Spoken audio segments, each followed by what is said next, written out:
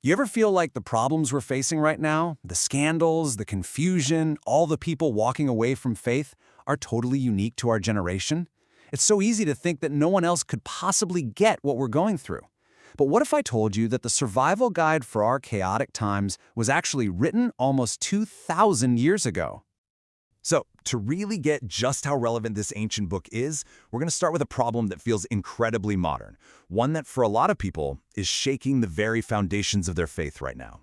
Because let's be honest, while our world of smartphones and social media feels like a different planet from the first century, the big human struggles, they haven't really changed at all. The questions that keep us up at night about truth and betrayal and what on earth to do when our leaders fail us, they were asking the exact same things. The challenges are just wearing different clothes.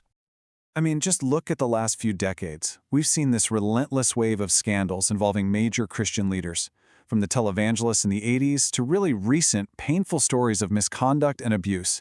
These things have been all over the headlines. And for so many people, it's created this deep, painful disillusionment that makes them question everything they thought was true.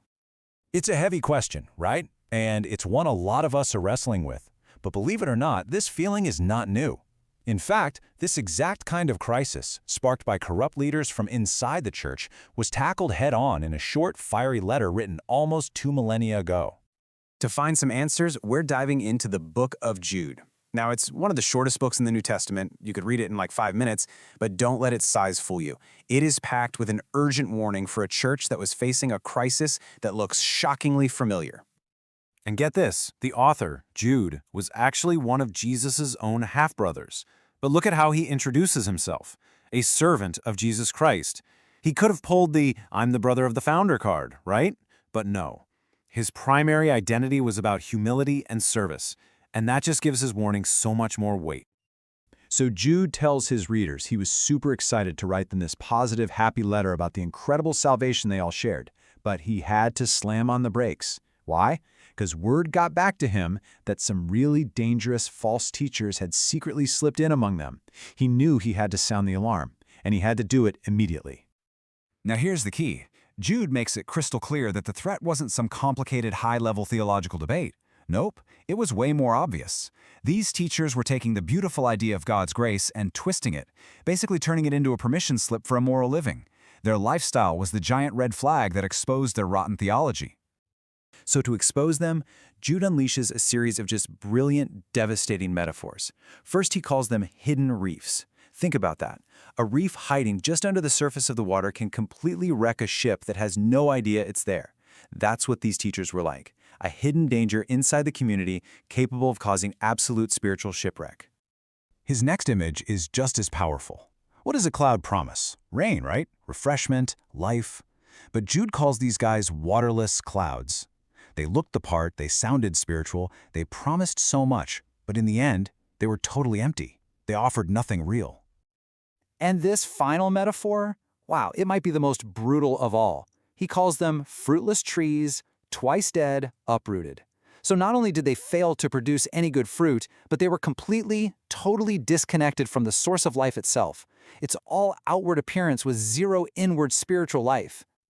Okay, so after exposing the threat in such vivid detail, what's the solution? Well, before Jude even gets to the battle plan, he does something absolutely critical. He reminds the church of who they are and, more importantly, whose they are. He grounds them in their unshakable foundation first.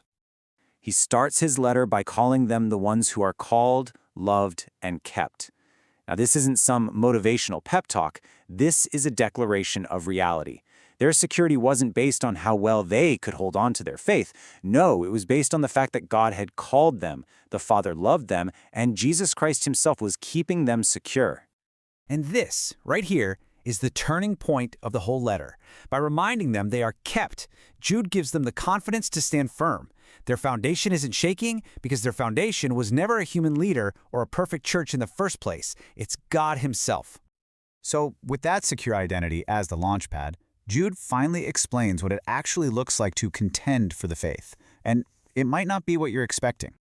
The Greek word Jude uses for contend is epagonizomai, which is where we get our word agonize. It implies this intense, vigorous, all-in effort. This isn't about just passively believing something. It's about actively and energetically defending the truth. But Jude's battle plan is kind of surprising. Contending isn't about shouting matches or winning arguments online. It's a whole life response that starts from the inside and works its way out. It starts with building yourselves up, praying, staying rooted in God's love. It's about spiritual health, not just reactive defense. And then, from that place of strength, you show mercy to those who are doubting and wavering. That last step is a game changer.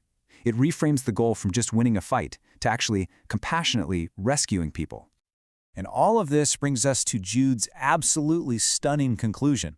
After laying out the danger in the game plan, he ends by pointing our focus to the one place our hope can truly rest, not in our own strength to fight, but in God's incredible power. He finishes his letter with something called a doxology, which is basically just a short, powerful explosion of praise to God. It's like the grand finale of a fireworks show, and it perfectly wraps up the entire message of his letter.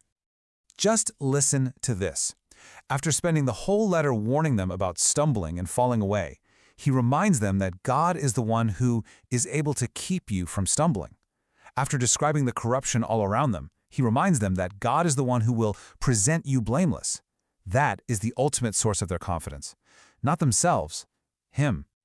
So Jude leaves us with this massive shift in perspective. Yes, we have a job to do. We are called to contend for the faith. But our ultimate hope, our ultimate confidence isn't in how well we can fight. It's in the power of the God who promises to keep us. And so the real question for us today is, what does knowing that change?